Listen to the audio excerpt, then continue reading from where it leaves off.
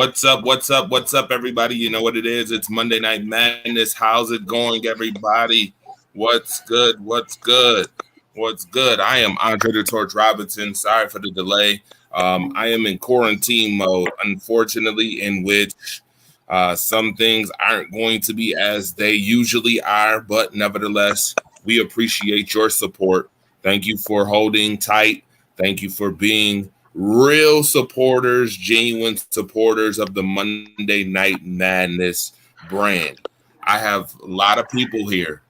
I have Rocco Kelly from Sports Angle and Rise Up Family Zone from Las Vegas. What's up, Rocco? Nothing much. Just recorded my show an hour ago. Talked about MLB and why, a certain player will win National League MVP. So you got to watch that. Absolutely. I have Dalton D-Man Smith straight from Texas. What's up, Dalton? What's up, everyone? What's good, my guy? Beautiful, wonderful. Now, this guy is becoming a brother of mine if he isn't already, if he doesn't feel like he's already a brother of mine, but nevertheless, he is from BK Sports Podcast. It is my guy, Jennifer Kowalski's son. Shout out to her. She is the vendor of Rise Up Family merchandise. It is Brock Kowalski. What up, Brock? Hey, what's up, guys? How's everything going? Really, really, really, really good. I'm excited that everybody is here. And of course, I have to add my King OG in the building. King Zar, the OG. He is a brother of mine already. No matter what. Period, point blank. We have conversations during the week all the time about sports things, and just in general. Nice conversation. So King Zar OG, what's good, man? How you feeling today? Another day, man. Another dollar. You make you want to holler. Let's give it to the people. Absolutely. Paul Robinson, what's up? What's going on? Consuela Shafe. Oh, by the way, let me shout that out right now. Consuela says so. It's coming up real soon. It's a new show coming out. My cousin Michelle is on there.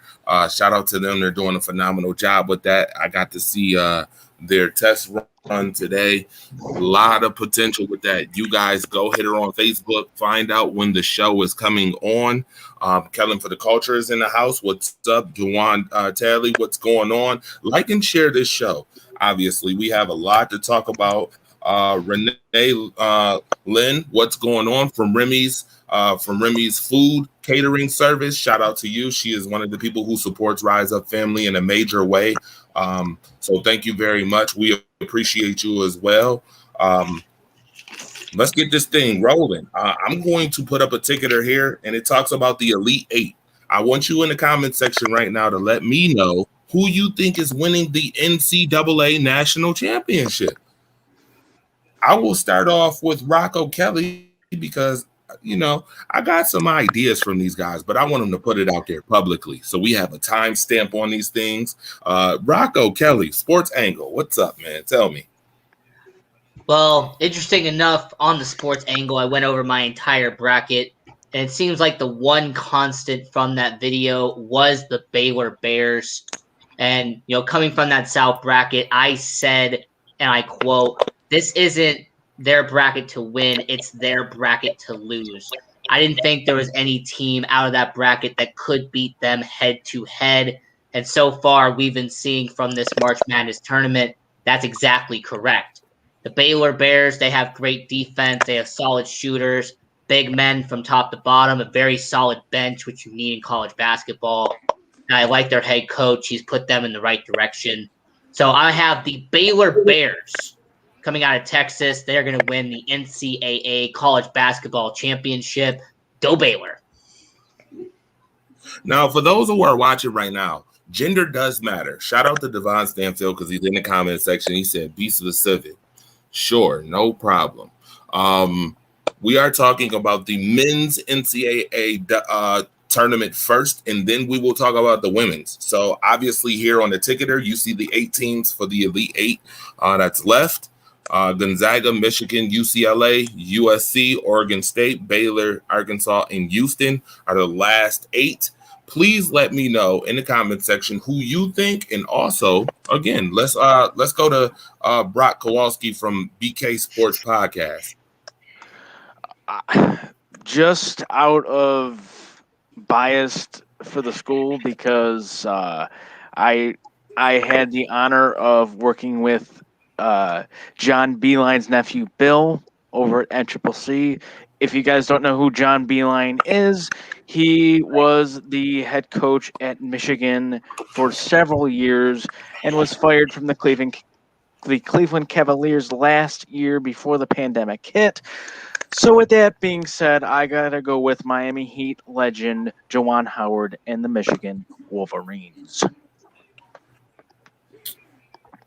Interesting pick. Yes, I know who John Beeline is. Phenomenal coach, by the way. I at one point wanted to go to that university as well.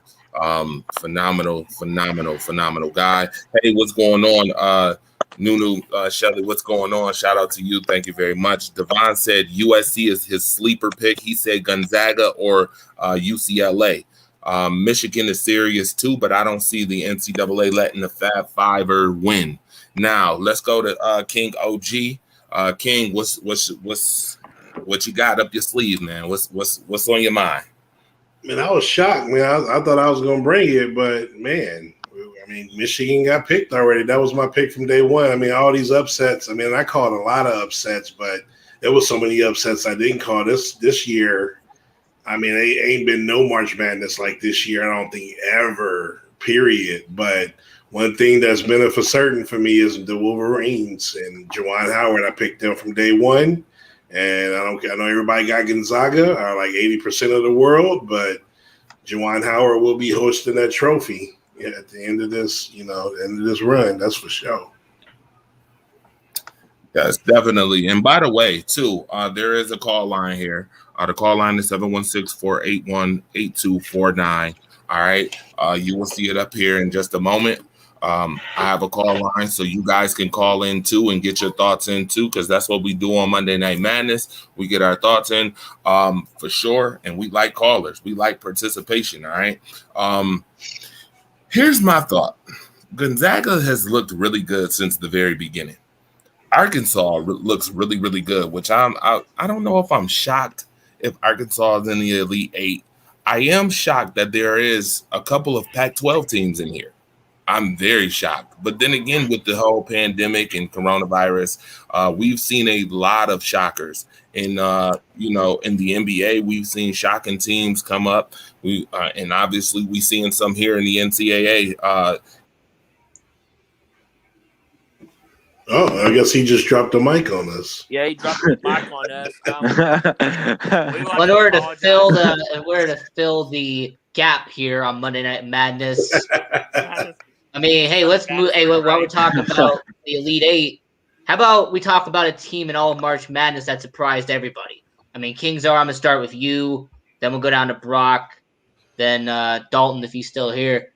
But hey, what is one team that surprised you in the entire tournament from top to bottom? Sorry. That's easy. I mean, UCLA. I mean, they had the hardest road to even get into the tournament. I mean, with the Pac-10. I mean, me and my boy was texting like 2 days ago. We were laughing. He was like, "Man, finally West Coast basketball did something." We live in Cali. I'm in Cali. I don't like Cali sports. My teams are all over the place, but mainly in the East or the Midwest or the South, from Dallas to the Bulls, but I don't like no Bay Area or SoCal teams. But UCLA, like all day, like what they had to go through, like I'm amazed. And I picked them to win 1 or 2 games as an upset, but I didn't see them going to the Elite Eight. So that's my choice. Dre, welcome back, brother. Welcome back. Welcome back, Dre. So I just want to say this. That may happen a few times today. Again, I am in quarantine. We got your back. Hey, we got your back. We got plenty of questions to ask. Please, and I appreciate that, definitely. And again, I want to thank everybody seriously who is supporting. This is on YouTube Live right now as well, and on Facebook right now. So one more time for everybody. I didn't hear King OG's thoughts. What was your thoughts on who was winning? Did you say Michigan? He said Michigan. Yeah. Okay, and Ian, you said who? Me, I'm going with the Baylor Bears. Okay, Brock. I also said Michigan. Okay, and Dalton. Take yourself off mute, Dalton. You are muted, my friend. Okay, thanks for telling me. Anyway, I don't watch that stuff, but if I had to pick one team, though, I'm going to say Michigan. Okay, Michigan. Awesome. I'm gonna say Gonzaga. I like Gonzaga. It'll be a first for Gonzaga. I think Gonzaga's been playing really good the last couple years, and it'd be nice to see Gonzaga finally get to a place of prominence as a national champion. So as we move, I feel go bad ahead. What for you say? Houston, by the way. Houston made it to the Final Four. No one picked them. Oh, I feel bad for Houston. Right, and they're already there. Right, Houston is in the Final Four, definitely. Now, who did Houston beat to get in the Final Four, y'all? Oregon State. That's right. They beat Oregon State. Oregon. The Beavers. So Oregon State is going. Hey, All right, I'm glad nobody said Arkansas either, because they losing 30-11 right now to Baylor. So we know how that's going to go. Oh boy, that's not cute. All right, so again, like and share the show, y'all. Appreciate y'all stepping in, tuning in, supporting. Again, I am having a little issues here and there where I'm at in quarantine mode, but nevertheless, we are going to push through this. With March Madness comes a lot of talk, and this conversation may bring a lot of madness to a lot of people. So I need the call lines open, jumping. I need people to be common, engaging in this conversation that's coming up. And the first topic is we have 5 wide receivers on the docket. We have 5 wide receivers here on the docket, folks. It will come up shortly. Jerry Rice, Randy Moss. All right, so there's 5 wide receivers. I believe I know that meme. So that meme, let me see. Right, there's a meme, Randy Moss, Jerry Rice. I mean, Terrell Owens. Basically, the question is, so we know pretty much consensus the top 4 receivers, however you want to order them, is Jerry Rice, Randy Moss, Terrell Owens, and Megatron. And then there's a 5th spot, and it's a shadow. And it's like, who's number 5? That's the question when you talk about top 5 wide receivers. I'm sure it's easy. So let's see if Dre can finally post the meme. I mean, top 5 wide receivers. I mean, it's going to be an interesting conversation. Back to Andre. Oh no, go ahead and conversate. Who do you have? Call line is open here, by the way. So I explained what the meme would look like when it comes up, if it is going to come up. You know, that basically the question is who's number 5. The top 4 are pretty much set. I'll start it. I mean, I guess for me, I mean, it may be a little biased, but I have reason for my beliefs, and I will put Michael Irvin, the playmaker, at number 5. And the reason being, if you was able to watch him in the heyday of the Cowboys for about 4 years, from about he came into the league till about 95, he was like tip top right next with Jerry Rice. Like they were battling and like who was the best receiver. And, you know, he almost broke Jerry Rice's, I think it was the consecutive 100 yards record at the time, or it was one record. And we played the Niners for him to get the record. And we had a terrible game and he did not get that record, unfortunately. But the playmaker, I mean, the dude, you know, he catch the ball 5 yards and he's gone. You know, he throw you down. You try to press him, I can show you videos. He's stiff arming dudes. Like the dude was a beast, and unfortunately his career got cut short. You know, severe neck injury in Philly. But yeah, the playmaker. That's my number 5.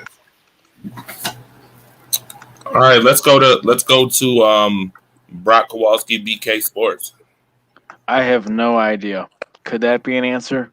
Honestly, I have no idea because honestly, I have no idea. No clue. Wow. No idea. Wow. Well, put one up there. Which one do you think? I can show you videos. Like if I said Diggs, I'd look like a fool. Probably. You would. Yeah. Let me think. You can take my second choice.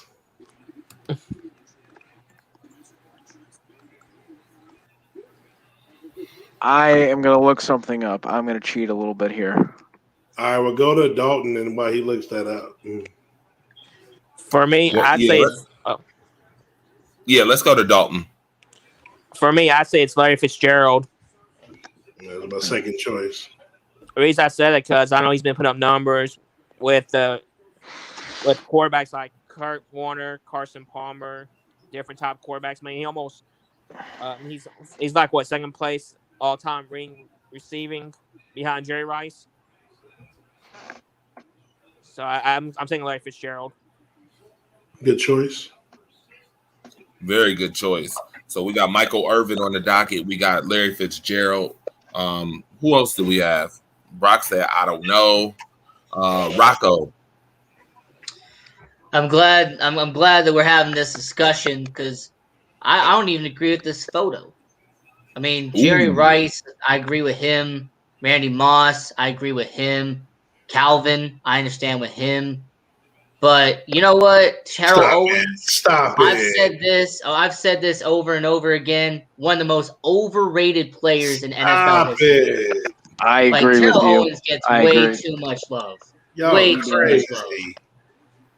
Y'all lost y'all mind. So here's what I'm gonna do. I'm gonna take out. Wait a minute, Rocco. Did you say Terrell Owens? Yeah. Terrell Owens. To me, one of the most overrated players in NFL history. So here's what I'm going to do. I'm going to take him off the list.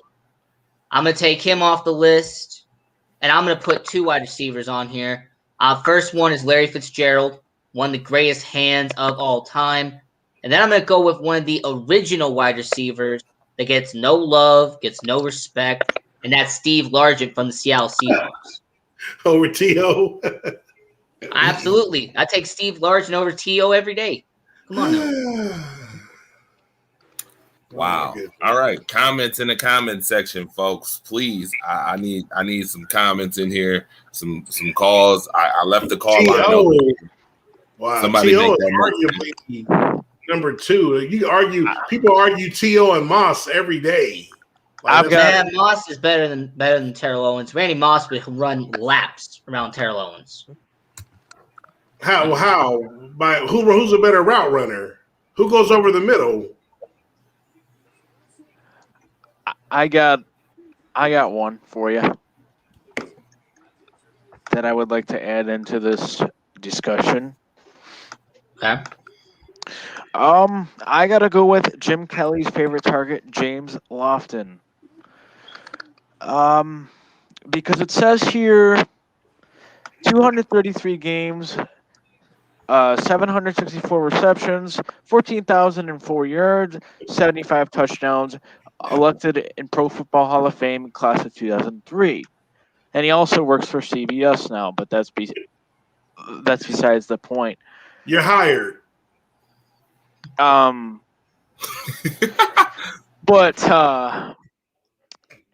the reason why I say that is because, I mean, without guys like Kelly,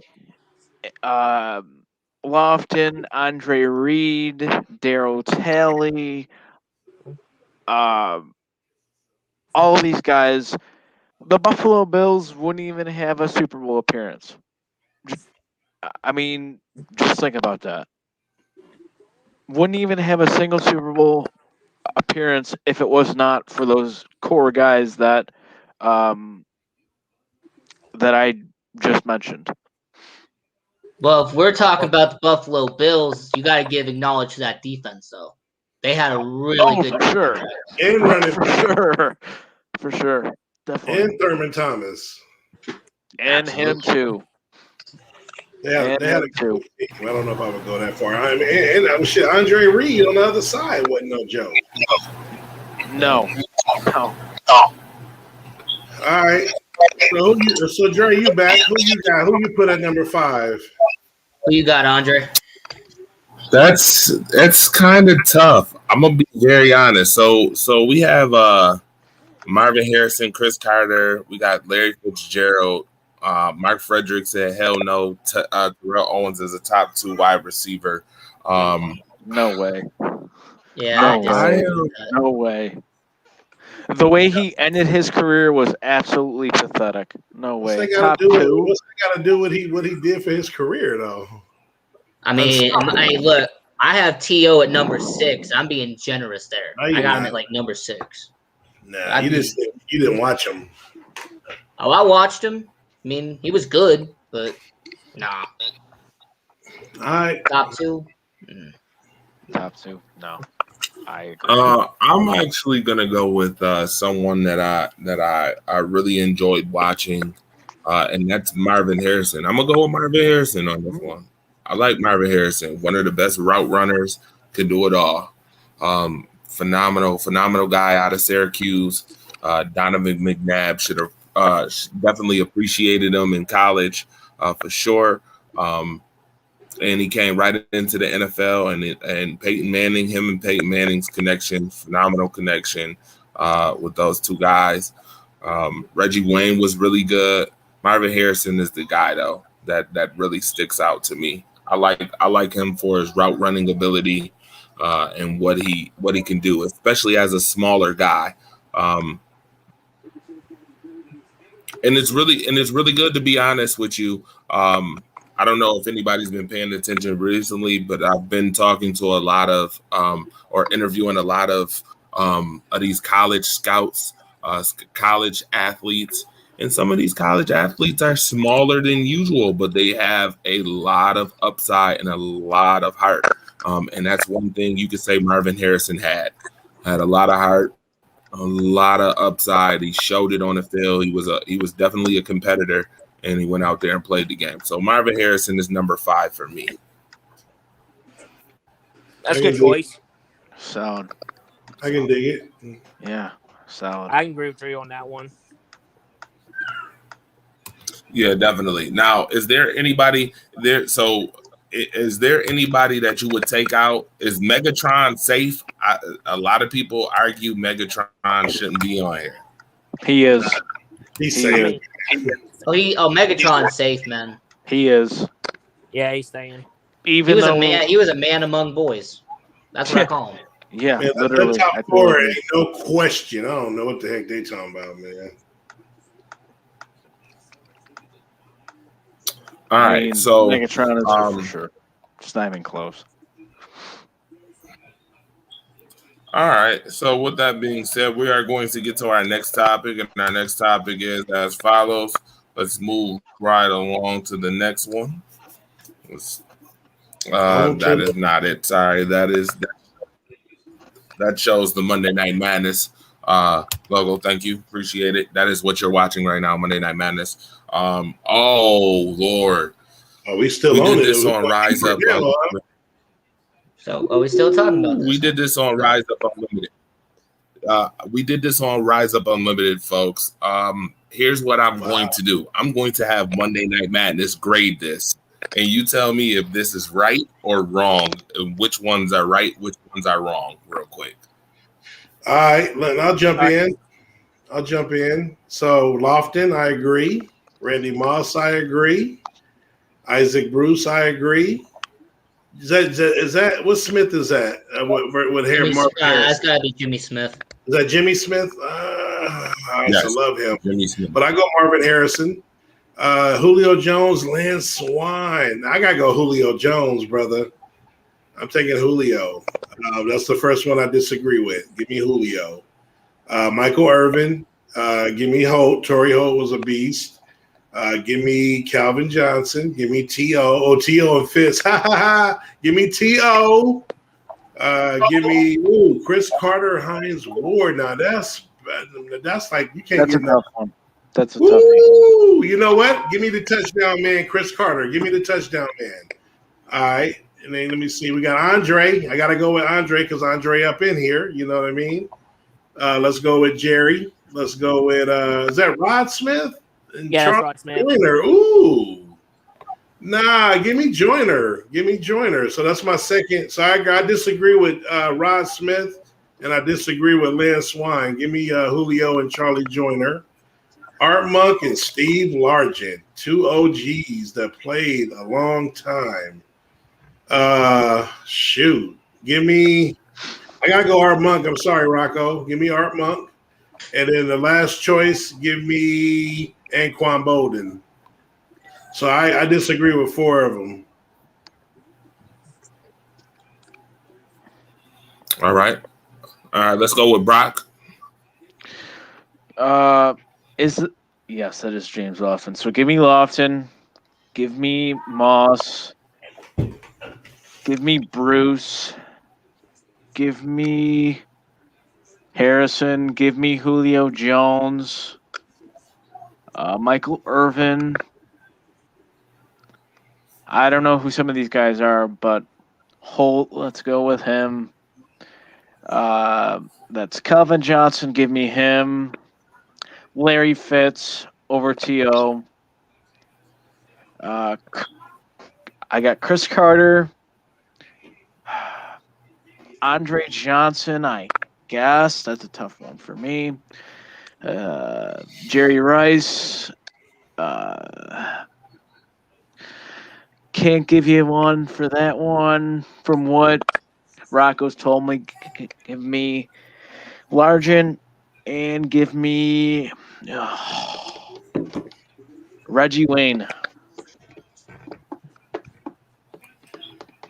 There's a couple of names missing, but go ahead. I'll let the next person go.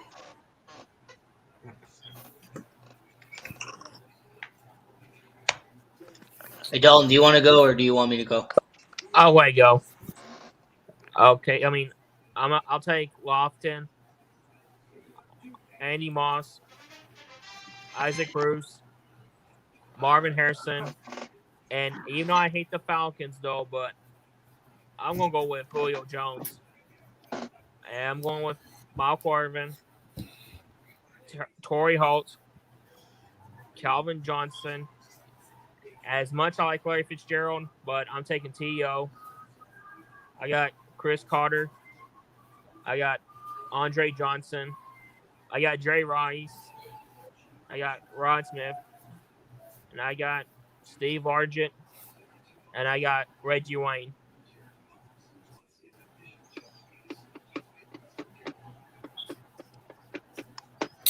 All right. All right.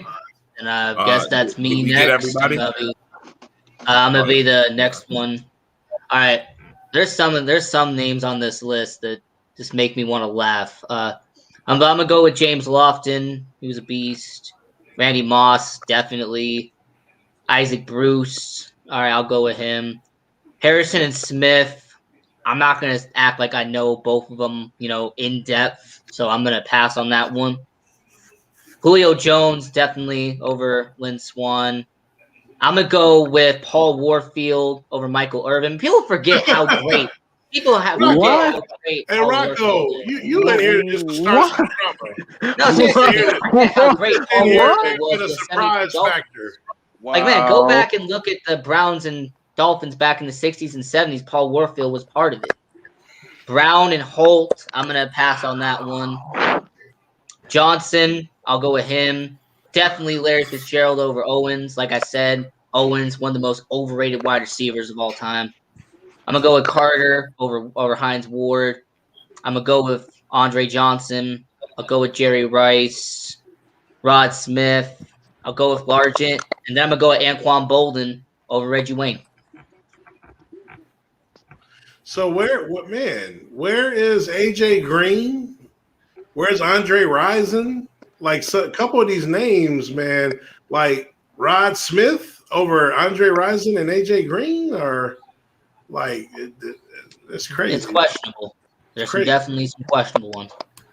AJ Green is one of the most injury-prone NFL Nah, not for players he was I've one. ever seen. He was number one receiver for a good 7 years, though. Well, I mean, how many can say that? Was it 7 years? Holy Yes. moly. Wait, hold up. Where was Him and Brandon Julio. Marshall at? Him Where and was Brandon Julio Marshall came in at? together, and they both Wow. dominated together. Wow. I need to know where Bears legend Brandon Marshall was at. Nah, he won't. He don't belong on that list. All right, we moving on though. Go ahead, Dre. No doubt. Here's the next topic. We will be jumping back and forth from NFL to NBA and other topics as well. We have the NBA all in their prime. Who's going to be more dominant today? Team Superman, Team King Mamba, Team Raging Bulls, or Team The Freaks? Oh boy. So this ain't obviously this ain't like 2-on-2 who will win. This is just because obviously the positioning wouldn't make sense. So for me, I mean, I just get mine out the way. I mean, you already know. I mean, it's Raging Bulls. I mean, you got MJ down there, and then we talking a Prime Rose, the most athletic point guard to ever play this game, all day long. Him and Jordan together, just call it a wrap. I'm gonna agree with King OG. I'm taking Raging Bulls with Michael Jordan, so we can't argue with him on that one. All right, Brock.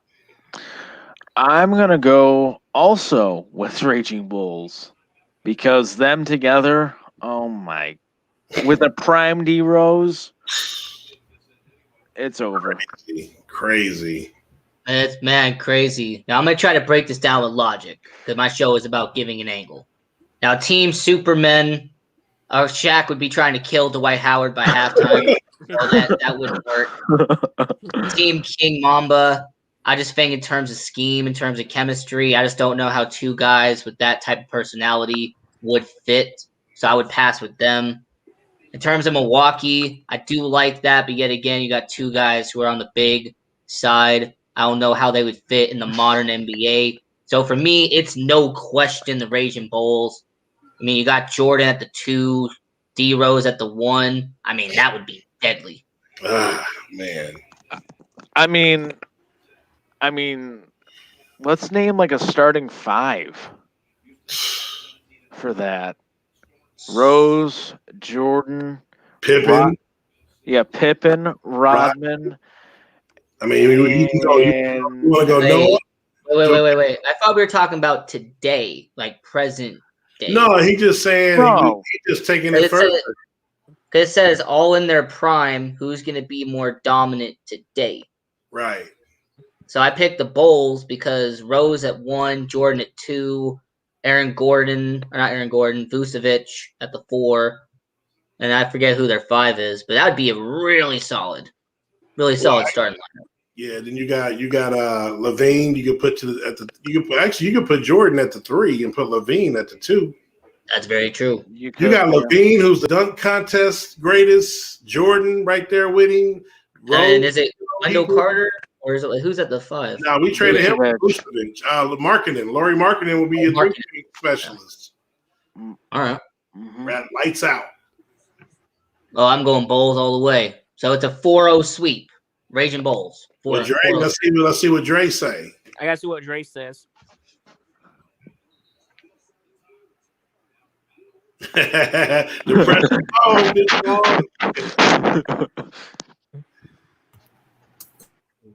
So Derrick Rose in his prime, I think a lot of people misconstrue the great play of Derrick Rose in his prime as a player. It's a legit weapon. It's between King Raging Bulls and King Mamba. It is between those two. I agree. Those two big guys can't shoot free throws. I would play Haka, whoever, especially if fouls don't count. I mean, Dwight Howard. We see Dwight Howard playing now in this game. So I'm not picking Team Superman first and foremost. Team the Freaks. I like Team the Freaks, but Giannis, if you play a boxing one on him and keep him out of the paint, you can contain him in some way, shape, or form. Make him shoot outside jump shots and 3-point shots. Is how you beat Milwaukee, and everybody has the antidote for that already. Especially when it comes to the playoffs, you see it firsthand. Teams who do that usually end up beating Milwaukee, just like Miami did last year. And the Bulls, also that's the Raptors tough. 2 years ago as well. Boxing and the Raptors, absolutely. This is very tough, and the reason why it's tough is because Jordan can produce his own shot, obviously, and he has one of the most unguardable shots in NBA history with that fadeaway turnaround that a lot of people just couldn't do nothing with. And then Derrick Rose, the athleticism, the fact that he can get to the rim, and I mean, this guy can punch it. If you have watched Derrick Rose, this guy can punch it. He doesn't play games. He can shoot. He can finish. Handles. He has pretty good handles. I'm actually gonna say this is a 5-0 sweep. This is like the Chicago Bulls all over again, being in the finals with Jordan. 5-0, 6-0. I think it's a sweep here. I'm going with the Raging team, the team of Raging Bulls. Any people that say otherwise? Oh yes, absolutely. There's a lot of people who say otherwise in the comments. I've been sitting here reading the comments. Actually, Sharon and some other people are in the comments as well. Shout out to those guys that are in the comment section right now. Let me pull up that real quick. As again, like I said, I am in quarantine mode, so we are. Wait, you talking about the comments, Andre? Yeah, you got comments? Yeah, I got them right here. I can read them out. Okay, cool, awesome. Thank you. I appreciate that. All right. Kellen says the Magic team. No way. No Sharon, way. Sharon Mullen says Team King Mamba. Okay. Sharon in all caps said She said you would not put Levine at 2 and Jordan at 3. She said in all caps. So what? Levine is like 6'4", 6'5". What you gonna do it? Levine ain't going to the 3. I could. Levine can't even get on the team right now. Adam, I don't want to pronounce your last name. I'm probably gonna mess it up. He said easy Team King Mamba. And then Sharon come back and said, ha, ha, ha, ha, ha, ha, ha, ha. Okay. You funny, Sharon. Yeah, she I like ain't playing. you. Funny. She ain't playing. She ain't playing with y'all. I have actual height on Zach Levine for you, if you guys want to know. What's his height? 6'6". No, he is not that tall. Don't believe what you read. They said Barkley was 6. This whole career, Barkley was 6'8".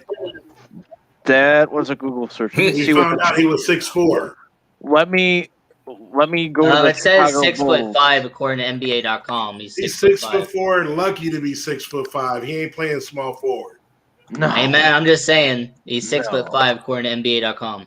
So Jordan was pushing 6'7". He was bigger, more stronger. If you're gonna put one of them at the 3, if you got to play all 3 of those dudes, Rose, Jordan, and Levine, Jordan would be the 3 on that team. Okay. Is Levine even on the team if it's a starting 5 for the Bulls? Is he even on No, the he's team? talking about No. He's saying with the current team, you add Jordan and Rose to what we got now. That's what he's saying. Oh no, if it's all time, no. That's what we're doing. No. You go Pippen, Rodman, and probably Joakim Noah. Ooh, Joakim Noah? Oh, okay. All right. Defensive player of the year. Interesting pick. Great centers. That's the greatness of Jordan. We ain't never had. Vucevic is our best center we ever had. We just got him. Yeah, I ain't upset with you. All right, let's move on. We'll move on to more topics here. Again, Like and share. Also, the call line is open 716-481-8249 for those who are watching right now, tuned in. Now, this one is interesting. This one will probably start a little fire. JD is the one who posted this. Shout out to JD. Shout out to him. But nevertheless. Hey, Andre, before you do that, since I did it wrong, I'm going to do this on behalf of Sharon. I like you. You would not put Levine at 2 and Jordan at 3. OMG. Did I do it right? Y'all silly. She said, get it right Andre. Or pay the price. Yeah, Andre, go on. Yeah, she said, get it right or pay the price. Yeah, of course. Get it right or pay the price. All right. This is what's going to go down. Players that's under the most pressure next season, I need to know. You tell me real quick. I'll be listening. Tell me players who are under the most pressure next year out of these 10. Go ahead and rank them, or you could just pick the ones you want. Who wants to start, fellas? Let's start with Brock. Brock, let's go with you. All right, I'm going to go down the entire list if you don't mind. Okay. Daniel Jones is an interesting one because the Giants did some solid moves, starting with Kenny Golladay, I believe, to a decent deal. They $72 million. But if you want to get a number one wide receiver now, that's what you're going to have to pay. Unfortunately, Jones is interesting. Is that the guy from Detroit who signed that massive deal, or am I? We're talking about the second guy. That's their first round pick from last year. Yeah. Oh, okay. I wouldn't put him under much pressure yet. Right. And I also saw Bud Dupree. He's under no pressure because of his injury. He's got nothing. No pressure at all. Right. Who else did I see on that graphic? Yeah, Carson Wentz, Odell Beckham. Oh, okay. Henry Ruggs. Okay. So, out of that group, the guy under the most pressure, in my opinion, is Cam Newton. Because Bill Belichick, who is also the New England Patriots general manager, if you guys in Facebook world do not know, got a lot of weapons for Cam Newton. If he does, I'll put it bluntly here, guys. If Cam Newton does not perform this year, he is not going to be in the NFL, and he will be forced to retire. Period. End of story. Cam Newton, for sure. All right, Kings are. Go ahead. So to me, when I say under pressure, you can say there's different levels. So out of that list, there's 3 guys out of those 10 that are under pressure. Where you could say this guy may be under a little this or the hot seat. But I'm looking at 3 dudes, and I'm trying to rank those 3. And that's Daniel Jones, Carson Wentz, and Tua. The 3 quarterbacks there. Cam Newton, no. We didn't have that discussion last week when they were asking about him and Belichick. Drew Lock, I'm going to even say no for now. But Daniel Jones, and like you just said, they brought in Galladay. They got who they got? They got Galladay. They got Slayton. They got Shepard. They got what's the tight end? They got your boy. They brought Tom Rudolph. Barkley's back. If he stay healthy, then I'll get to Barkley in a second, who I don't have on that list. But if he don't get it done, in this year, all these quarterbacks are going. He won't be the starting quarterback for the Giants next year. Same thing with Tua. They almost. We saw how confident Miami was in Tua when they benched Fitzpatrick while they were winning. They were winning in the playoffs, and they benched him because they wasn't for sure how good Tua was, and they wanted to see if they needed to draft a quarterback in this big quarterback draft. So they were willing to risk their season while they were winning to play Tua. And while to me he didn't pass, it's his first year. You know, like you say, sometimes it takes a couple years, but I think they're gonna have a short leash on that dude. I'm telling you. Like straight up. I agree. I agree with you. And then my third, Carson Wentz, who just signed a big contract. So obviously they kind of stuck there in a sense. But if he goes there with the team they got in place, what they got around him, the money that they put in, what they just did last year with Phillip Rivers. I mean, in his case, he's kind of safe, but the pressure, he's under pressure. I'm like making. I'm talking about rocks making diamonds type pressure.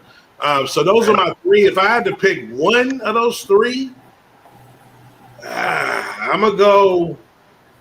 I'm gonna go Tua just because of the way that I don't think Miami is already confident in him to begin with, and I think they're just gonna roll with him. But you actually, know, what's up?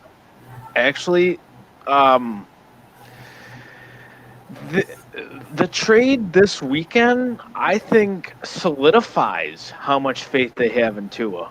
No, I'm gonna tell you what they did. No. So you look at it like this. They traded. They still gonna get him the top receiver in the draft at number 6. He will be there. And what they did was they solidified another pick.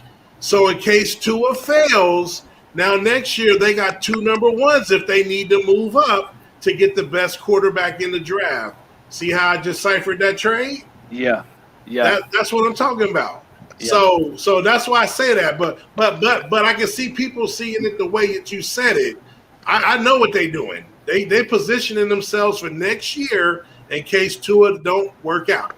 I'm telling you right now. And Miami's got a real smart brain trust in Flores and Greer as well. So big time. So that's mine. Okay. Dalton, I'll have you go after me, but I'm gonna do mine real quick. To me, there's a trio that I say are under the most pressure, but I'm gonna eliminate the rest of them real quick. Cam, in order to have some pressure, that means that people think you're gonna win to begin with. So let's just get Cam Newton out the way. But he has to. Saquon Barkley, he's our face of the franchise, so they're not going to get rid of him immediately after this year, so I'm going to get him out of here. Tua, only 1 year in, so I'm not going to put that on him. Same with Henry Ruggs, only 1 year in, so I'm going to give him more time. Bud Dupree is pretty much the Davion Clowney 2.0 when it comes to the Tennessee Titans. Bringing in a linebacker, paying them a lot of money, so that's 2.0. But Dupree only signed a 1 year deal, though, right? Yeah, but how much money did he get from that 1 year deal? But it's a 1 year deal. It's not a major deal. Yeah, and Clowney got a 1 year deal with a lot of money last year, too. That's why I said it's 2.0. So the trio that I have. But Dupree is better than Clowney. Come on. Let's just stop that. The trio that I have, I'm going to go with Daniel Jones. I'm going to go with Odell Beckham. And I'm going to go with Drew Lock. Daniel Jones has to prove his worth. Otherwise, the Giants can go get a quarterback next year. But hey, at least he has that Duke degree to back him up so he can make some money after he leaves the NFL. Odell Beckham Jr. Beckham Jr., he's a number 1 wide receiver, right? You're the big dog. You're the guy at the head of the table. You need to start playing like it. And Drew Lock. With Drew Lock, I mean, let's just be honest. John Elway likes to get rid of quarterbacks like he's at the buffet. So Drew Lock, if he doesn't perform as advertised, goodbye, and then he'll go find another John Elway clone. So Dalton. Well, the thing is with Daniel Jones, I mean, they signed Kenny Galladay, so they got Kenny Galladay, Sterling Shepard, Darius Slayton. I know they brought Kyle Rudolph. We all know he's all tight end. They got Evan Ingram, John Ross. He can't stay healthy, and Jeff Okuda. I mean, I'm gonna give him. He got time because he was rookie last year. Carson Wentz went to the new team. Frank Wright, he familiar with him? I mean, their old line retired. Odell Beckham, Baker Mayfield, he did better without him. Henry Ruggs, give him a pass on that one because he was a rookie. He's a Darius Haywood 2.0. He's not number one receiver. And Madea Newton got tight ends Smith and Henry. And they got Nelson not catching the ball, Aguilar. And Barkley's coming off the injury. And Tua Tagovailoa. I know, like what King OG said, their receiver going to be drafted number 6. Buddy Priest coming off ACL injury. Could be Jadeveon Clowney 2.0. And Drew Lock. Kyle Weapons got something coming back. So for me, I'm going to say Drew Lock, Odell Beckham, and Madea Newton. Okay. Oh, hey, and Sharon, you said that you're gonna make us. We're gonna make you call in. Hey, their call line's right there on the screen: 716-481-8249. Sharon, call in. There you go. Yes, please do. Yes, please do. And by the way, can we read some of the comments? Can we start with Sharon's Beckham 1, Wentz 2, Jones 3, Newton 4, Tua 5, Barkley 6, and then etc. The same amount of pressure. Okay. All right. So after that one, which was from Sharon, she also says, "Man, please, Cam is not under the most pressure. Nope. Everyone not biased knows what happened last year, and yes, he has pressure to prove himself, but certainly not more than Beckham and Wentz. I absolutely agree." Adam says, "Leave Tua alone. Take my cousin off the list. Lol." And then, hey, Ron, what's going on, man? Oh, he's your cousin, Adam, huh? I think Cam Newton got the most pressure because if he don't do good this year, coming up, he might not be playing football no more. There you go. And then Sharon also said, "Drew Lock, nobody even knows who he is except Broncos fans. No one's paying him any attention."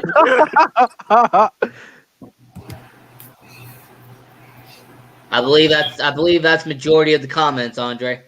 All right. I actually think Drew Lock gonna do decent with what he got around them. They got a nice little quintet of pass catchers over there in Denver.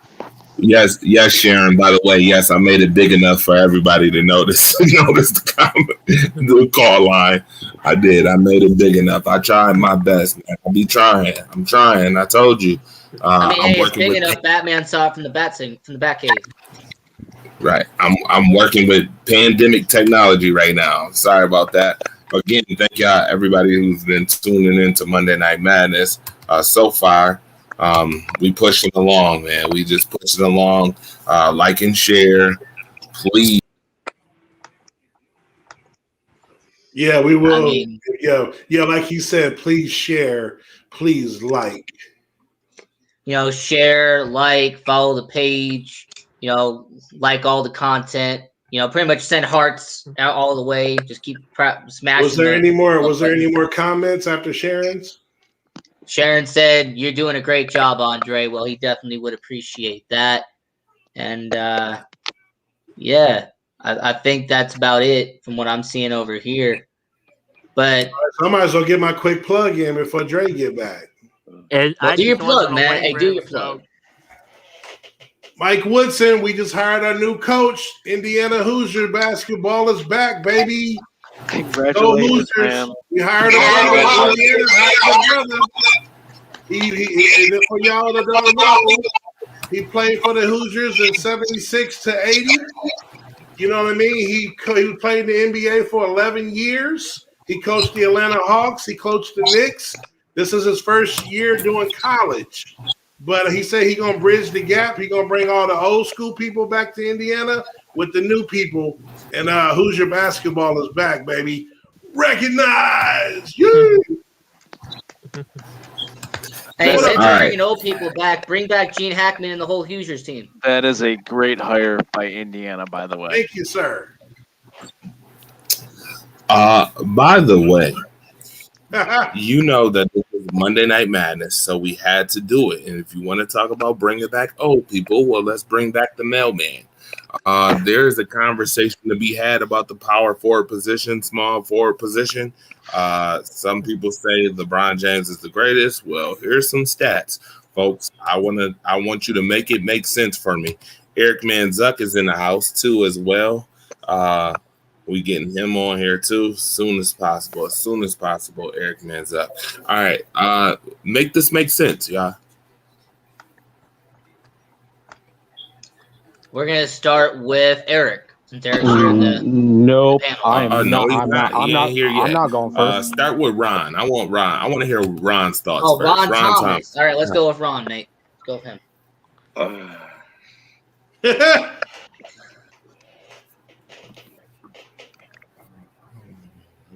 I mean, LeBron James to play point guard on second. I mean, he did play everywhere. Karl Malone cannot do that. He just a power forward or a center. I mean, let's be honest. Now keep it 100. Now, I would say Karl Malone better than LeBron at power forward. Oh, for sure. At power forward. LeBron has never played power forward. But he can he can get down there and do something that doesn't work. He can do that. We've seen that. All right. Dalton? For me, I'm gonna say Karl Malone, like what Ron said. I mean, can't do power. LeBron's not power forward. I mean, he can't do everything. So I'm gonna say Karl Malone. Kings are. Well, I mean, it's a joke. I mean, but we entertaining it. We just having fun. Obviously, LeBron's a much better player and ranked much higher on the all-time list. Karl Malone, well, first of all, LeBron's not a power forward. I'm not even going to go there.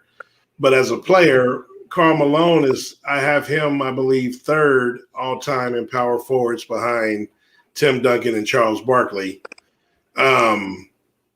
But that's why this is the reason why I don't use stats for when I talk about GOATs or MVPs or this. I don't go by total stats. And here's the reason why. This is why I always shut down these LeBron, Jordan arguments or whoever.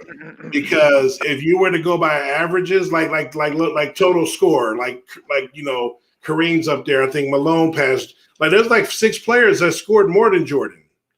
But if you were to do the average, only Wilt Chamberlain, and who played in, again, I don't want to go there, in an era that I laugh at, the type of competition he had. But I'm not going to go there.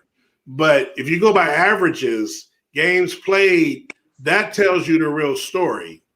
So to me, like total stats, that's based on longevity, which is cool, consistently playing, being healthy, not knocking it.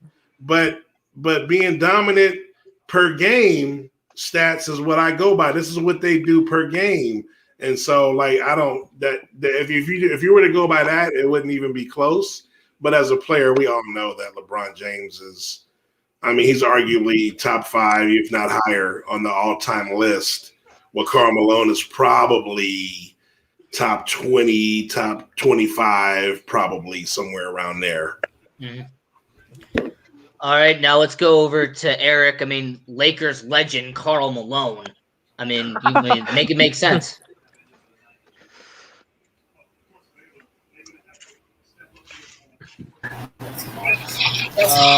I'd rather not do this. Oh, you got to be kidding! Why are we comparing this? And I can't call him a Laker legend because he only played 1 year there. Still counts. It would count if they had won the championship, but they didn't. Yeah. All right. I'm going to sit this one out. I can't believe that's even a discussion. I'm passing on this one. Yeah. I do not want to get into a stats conversation. All right. We're going to go to Brock, and then we'll go to me for the segment. Sure, I'm gonna say LeBron James. That is it. Next, please. It's Well, not I even mean- close. Not even close. Karl Malone was a top 5 a power forward of all time. But LeBron James is top 2 or 3 best of all time. It's not even a debate. Okay. And then we're going to go to me, and I'm going to say you said to make it make sense. Well, I mean, when it comes to being a power forward, Karl Malone played it for almost his entire career. LeBron only was a power forward for 3 seasons. Actually, look it up. He was a power forward in Miami. Chris Bosh was the center. LeBron was the power forward. Uh, Well, no, So- he wasn't. No, he wasn't. he was Yeah, he it? was. Go No, look it up. On no, Basketball he wa- Reference, he was no, listed he as wa- a power forward. On Well, basketballreference.com. They might have used the lineup here and No. there or at times, but No, he no, was no, not no, the no. starting power forward for the It Heat. was Shane Battier. No, hey Brock, if you want to say I'm wrong, go to basketballreference.com, type in LeBron James. He was a power forward in Miami. I'm not saying that you're wrong. I'm saying the website is wrong. How is Because- it website? Wait, how is the website wrong? If you go to the NBA Finals, Game 1, all the way to the series, guess what? He's listed as a power forward. Chris Bosh was center. Dwayne Wade was shooting guard. Mario was the Chalmers small was point forward? guard. Who was bringing the And- ball up the court? Who was passing the? Who was? Come on, man. Like, I'm not even a fan of LeBron, and I know that he was the power forward with the Miami Heat. Bosh was center. No, I don't buy it. I classify Shane Battier as the power forward and Shane LeBron Battier wasn't even James. a power forward; he was a small forward. But hey, Sharon, Rocco is right. Well, thank you, Sharon. You know, I like you. I like you, Sharon. You're nice. I like you. All right, we're gonna go back to Andre. Yes, welcome back, Dre. Yeah, I think this is a little bit of a stretch. Karl Malone did score a lot of points. He had one of the best point guards of all time in John Stockton, who people undervalue in the point guard conversation because he didn't score like 25 points a game. But the guy definitely was an assist man out of this world. He delivered to the mailman whenever he possibly could, and he created opportunities by having so many steals, which created a lot of opportunities for the mailman as well. But this isn't a conversation. LeBron James is arguably top 5 player of all time. Sharon says 7th or 8th greatest player of all time. I could agree with that. I can agree with that in the sense if you're talking about Kareem Abdul-Jabbar, if you're bringing Kareem into the conversation, if you're bringing people like Wilt the Still or Moses Malone or guys Tim in Duncan. the conversation, Magic, you got Kobe, Michael. Love Tim Duncan. Whoever just said that. Love Tim Duncan. If you bring in guys into the conversation like that, then I'm gonna be very honest with you. It is what it is. Kareem is one of the most successful in every plateau, whether it's high school, college, NBA, the whole 9 yards. He is one of the most successful, so I can agree with Sharon if she puts him at number 3. I'm not mad at that whatsoever. Who should put at number 2? Bump Tim Duncan. He might be 10. Here's what I'm going to say, Sharon. And I don't know how you feel about it, but I will say LeBron James has been a point forward his whole career. I agree. And what I mean by a point forward, as somebody who coaches basketball, that's a guy who plays 1 through 4. On offense, he can play all 4 positions, and on defense, he can guard. He can try to guard all 4 positions. A lot of people get it twisted that LeBron James is such a great defender. He is a great weak side transitional defender. He is not a straight up guard to guard defender like the Kawhi Leonards of the world. Those type of guys. He's not that type of dude.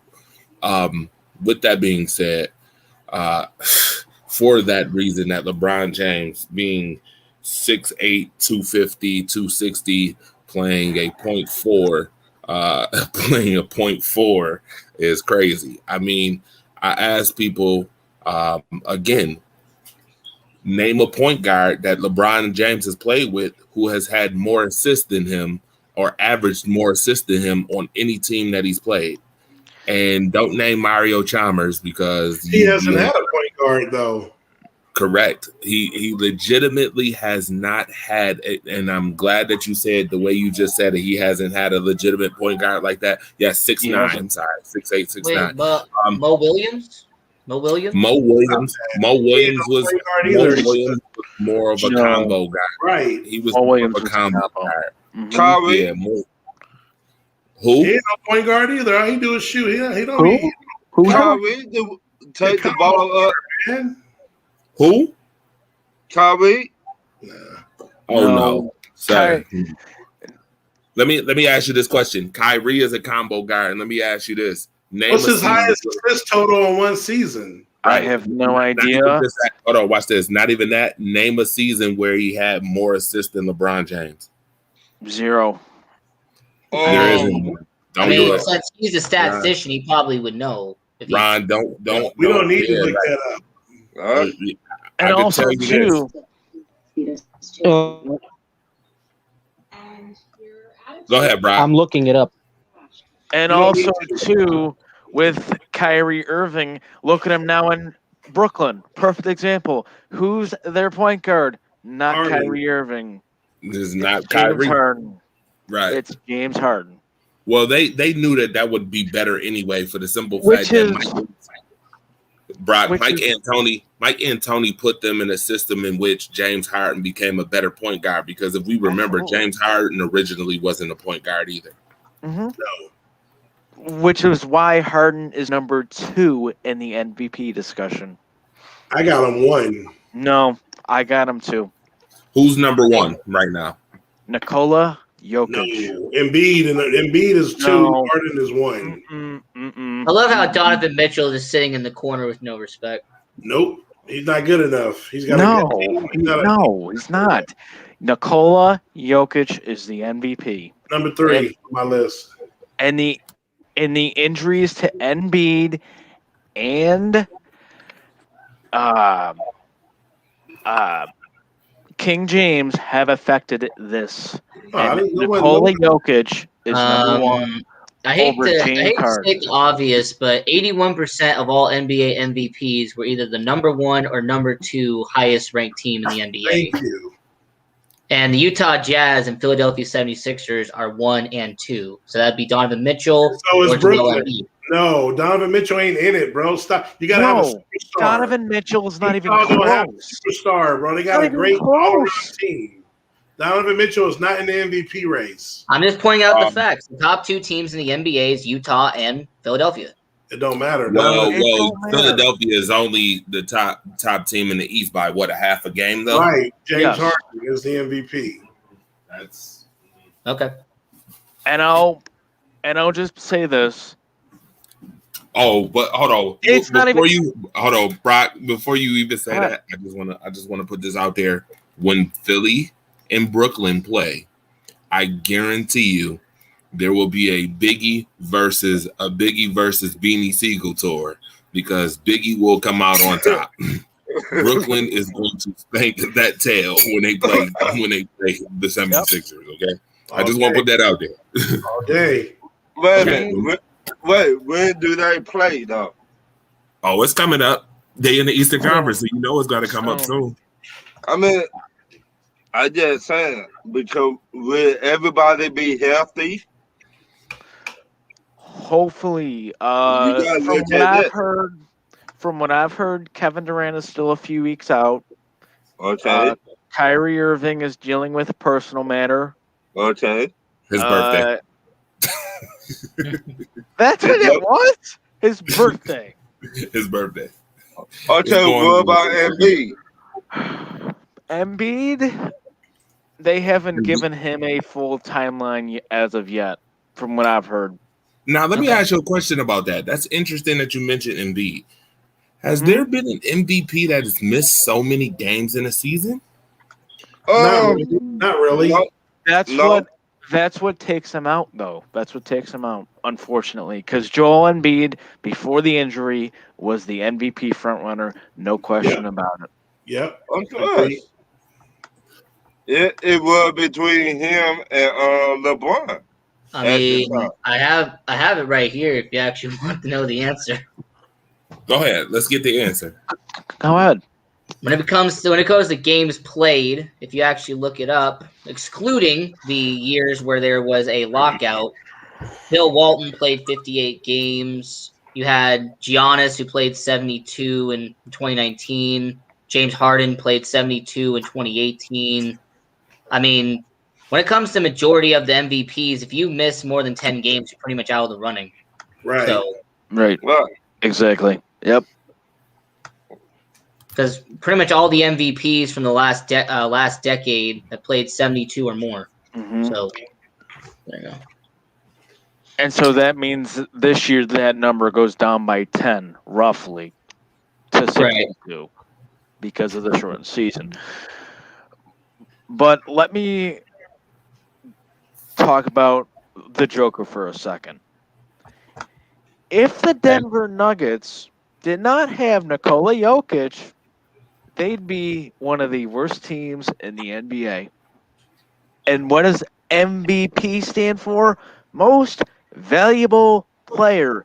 And Nikola Jokic is the most valuable player in the NBA right now. They don't live on what ifs. We don't live on what ifs because of okay. I'm gonna say this: who better, Embiid or the Joker? Nikola Embiid. Jokic. Nope. Nikola Jokic. Nope. Nikola Jokic. Wait a minute, you gotta look at that too, because both of them do shoot threes, and both of them got that outside game. Nikola Jokic is He's leading way the better in Denver the Nuggets post in three-point percentage. I think last night I was watching the game between them and the Hawks. I think they said his three-point shooting percentage was 46%. Nikola Jokic. Right. So you're talking about a center that shoots threes. He ain't better than a center. He ain't better than a center that's old school in the post dominating. I'll take the center that's dominating in the post. Yeah, but most centers are forced to shoot the three-point now. Defensively, it ain't even close. It's not even close. You are correct. But at the same time, before the injury, Joel Embiid was the MVP. Before LeBron's injury, because Embiid was injured before LeBron was the MVP. Now, according to NBA.com, it's Nikola Jokic over James Harden. And I believe that Houston spat will kill James Harden. No, that's why he's going to win it, because they lost like 20 in a row without him. What you mean? I don't know if any of you are gamblers, but since I am here in Las Vegas, how about we go to the odds and see? Because the odds have Nikola Jokic as the odds-on favorite at plus 110, and Joel Embiid is a plus 600. Wow. So that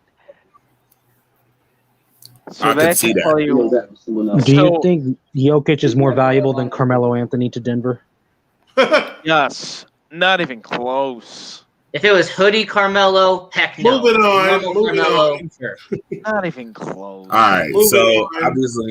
obviously, we have up here now. If you were a GM of an NFL team, how much would you be willing to give up to trade for Russell Wilson? That's a really good question. A lot. To be honest, I would give a lot, because he a leader. He won a Super Bowl. I would give a lot, because he know how to win. I have an answer. What I would give up for Russell Wilson is $3 and a pack of Juicy Fruit. Wow. You know what? I think it depends on where I'm a GM at. Yeah, I have to agree with that. Depends on if I'm a GM. Because, depending on what division you're playing in, if you're in like the AFC South or like you're in the AFC East, and you're part of the Dolphins or the Jets, I would consider going after him. I'd give up a little bit here and there, yes. But if I'm in like the NFC North, or I'm playing the NFC West, or even in the AFC North, no, Hey, Mike. I'm not doing much. What? What if you're a cheap team and your general manager likes to do things for 10 cents on the dollar? And that's why you won't go nowhere because you cheat. If you have a team that is on the cusp of playoff contention and you have a terrible quarterback like Chicago, like Well, we're not on the cusp, mate. No, Well, we're not even I on the will cusp. say this: if you put Russell Wilson over there with the Colts and what they got, I guarantee they go to the Super Bowl. Chicago. All right, let me jump in No, here. to And the Colts. let me end this madness. This ain't even a conversation. Let me end this madness. So one, what I would trade for Russell Wilson, it don't matter because Seattle ain't trading him. So I don't know if y'all know. This came out like I think late last week or whatever. Not trading. Right. Hold on. Let me say this, and you'll see what I'm talking about. From multiple sources, reliable NFL sources, that the Bears, Chicago Bears, offered 3 number 1 picks, 2021 third-round pick, and 2 starters that were including names like Khalil Mack and Akeem Nicks. And Seattle turned it down. So it don't matter what you offer in the trade for Russell Wilson, Seattle ain't interested. They just Right. they just bullshitting teams. But this, Crazy to me. Khalil Mack, Akeem Nicks, 3 first-rounders, I and a mean, third-rounder. I'm I'm gonna say low-key. this. I'm actually That's happy they insane. declined that trade. Actually, I'm gonna say this. How can you get mad and you the one got all the money on the team? How can you get mad because you know you don't got no old line? You already know you don't have one. So which how team? can Wait, you hold on. get Which mad? team are we talking about, Ron? Which team? Seattle. Seattle. Seattle. Like, How you've been talking can about both. no Seattle? How can Russell Wilson get mad and take all the money, but you want an old line? Hey, I mean, I give him credit. He didn't request a trade. He just put it out there so they know he's lurking. He said, "I didn't request a trade, but if we did get traded, this is where I would go." But he didn't request a trade, so What? Russell Wilson is not going anywhere. I never mentioned that. All I said was teams that he could end up on in Chicago was the one I said. And that was probably what they offered because Chicago needs a quarterback. Their number 1 is Andy Dalton. They got the red rifle, the BB gun. Hey, Yeah, I'm still here, explain him why he disrespectful of Russell Wilson. I'm not being disrespectful towards Russell Wilson. I'm being disrespectful to the Bears. The Bears would try to buy him for 10 cents on the dollar. That's why I said $3 and a pack of juicy fruit. what you got, Like- Dre? You know what? If I was like the Denver Broncos, I would try pursuing him. Nah. If I was the LA Rams, I would try to go get a quarterback. We already got If rid- I'm the we Rams, already- I would pay We They got have rid of one. Jared Russell Goff. Wilson $3 after the trade. They I'm not so sure about having Russell Wilson on the Rams at all, to be honest. what's wrong with Matthew Stafford? That's what I'm trying to say. Interception machine. He Chosen. now has a legitimate played offensive line and in one of the worst core of receivers. offensive teams in the league the last several years. Wait a minute. Come They're on, not going man. nowhere. They're not Wait a going minute. nowhere. Besides, name the wide receivers Stafford had in Detroit. Name. Megatron. Kenny They got Galladay, AJ, Megatron, and that's it. Golden Tate. Okay, Golden Tate went to the Giants. Oh, he had Danny Amendola. Kenny At the Galladay. end of his career, you making Kenny my Galladay. point for me. He did not really have nobody. Wait, don't give me the No. whole argument that he hasn't had weapons. He had that's Calvin bullshit. Johnson and Kenny That's Galladay. bullshit. Yeah, Calvin Yeah. Johnson. Wait a minute. Calvin Johnson retired years ago. He still had him for a few seasons. Okay, Exactly. but He had him for 6 retired years. years ago. It was 6 years. Holy mackerel! Wow. And he had excuse Kenny me. Galladay for 5 years. Hold What are on. you Time talking out. about? Time out. I'm actually, you know what? Flying high. I'm actually with you on this one. Are y'all kidding me right now? Y'all really want to say Matthew Stafford had a whole bunch of weapons? Are you serious?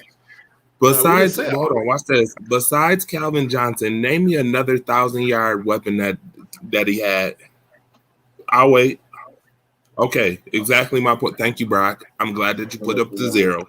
His offensive line was 0. That's why Matthew Stafford had back problems and was on his back his whole career. No running game, barely a running game. You know who his best running back was? And this is a shocker for those who don't know. Do you know who Reggie Bush is?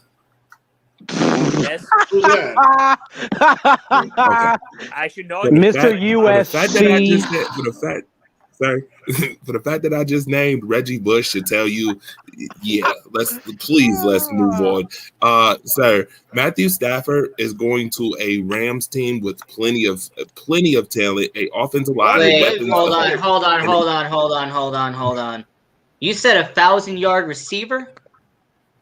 You mean Kenny Galladay who had 1,190 yards last year? Tell What are me. you talking about? I'm not talking about last year. I'm not talking about Kenny Galladay, and I'm not talking about Calvin Johnson. Other than those two, please name another weapon in his career that would actually give him some type of leverage against the teams that he's played in Minnesota, Green Bay, and your Chicago Bears that actually give him a decisive chance, because they made the playoffs win against Dallas and got booted. The only time. Please again. What about give Marvin me Jones? He had 1,000 yards in 2017. I thought Marvin Jones, 1,000 yards? Marvin Jones is trash. Are you serious? Marvin Jones. I wouldn't go that far. I mean, Andre, Marvin you said Jones- okay, 1,000 so watch yards. this. I'm just 10,000 yards.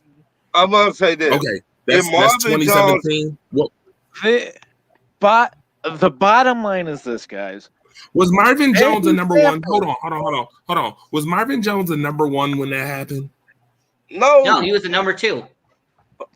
Behind Who was the Galladay, number one? Kenny I Galladay? believe. Yeah. Golden Tate had 1,000 yards Okay, in so- Yeah, he did 2017 too, instead of Marvin Jones. Thank you. No, okay, so watch this. What was their record? Legitimately, 9-7. Stafford's garbage. It was 9-7 in Okay. 2017. okay. So again, listen. They had 2 number ones. Ha ha ha. No, they had 2 number ones. Ha ha ha. Marvin Jones isn't a go-to guy like Calvin. Said Matthew Sherwood said facts. Listen, I could get garbage yards all day long and push the ball up the field because I have no running game. That's what Why y'all keep trying to Stafford call gets these- is garbage yards. That's what he Why y'all keep does. carving these dudes weapons like Look, that. I'm Like, just hey, look, I'm just fact checking Andre because you said name 1,000 yards. Hold on, Dre. Hold on, real quick, Dre. If you watch Detroit play year in and year out, and you watch them consistently, that's how they games go. They be getting down in the first and second quarter, and that's why he throw the ball 45, 50 times a game in garbage. That's how he gets his stats and why he throws so many interceptions. Wait a minute. If watch you this. don't I'm about got- to be. Wait a I'm about to. minute. Hold on. Wait I'm a about to minute, say Dre. something mean, Ron. I'm about to Bottom say line something mean, is Ron. Is that the Matthew same thing that Dak do? Is that the same thing Dak was doing when he had 5,000 yards? When? when was this? I mean, I'm asking you. When? You mean last year when he played 3 games and got hurt? The year before The that. last- The year before the that. year before down year, by- we went the down year every before game that. Well, I mean, last year y'all was just playing out pathetic. We know Yeah, that but it wasn't defense enough. just It got off wasn't, the track. it wasn't enough. I'm talking Well- about Stafford's career. That defense Okay. was I'm gonna say Okay. this. I was just being facetious, by the way. I'm gonna say this: if you don't got no O-line, nobody to block for you, nobody that make plays, of course you gonna throw the ball. If you don't got no good running back, what do you expect this man to do? So when the Rams fail this year and don't go to the Super Bowl after giving up the house, what you gonna say? Wait a minute, who talked about Super Bowl? This be his first time. That's why they gave up the house to go. They're already a ready-made team. What you mean? They just went to the Super Bowl 2 years ago. Wait a minute, hear me out. This be his first time to make at least the NFC Championship. Okay, all right, I'll give you that. If they don't make it, what you gonna say? Because they ain't gonna make it to the NFC Championship game. I'm gonna say this. I'm gonna say how much continuity does that team actually have with Matthew Stafford? Yet, number one, let's not act like Jared Goff did it in year one. Number two. Secondly, number two. You can't say that. You can't compare a rookie. And they brought in a veteran, Dre. You can't compare to a rookie. No. That's not what I'm comparing. Understand what I'm comparing? I'm comparing the time spent. That's all I'm comparing. I'm not comparing that Jared Goff was a rookie. They didn't trade 3 number 1 picks to build chemistry over a whole season. No, they traded those picks to win a Super Bowl. Right. What we saying? Stafford is better than Goff. Oh, God. Oh, absolutely. Goff cannot read defense whatsoever. Nobody arguing that, though. Okay, we're not arguing. Stafford ain't the answer for winning. Step up.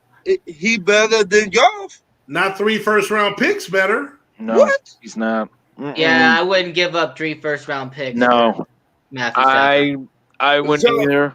No. So you tell me you rather have Goff than 3 first-round picks? No. Look, Ron, you're asking the wrong question.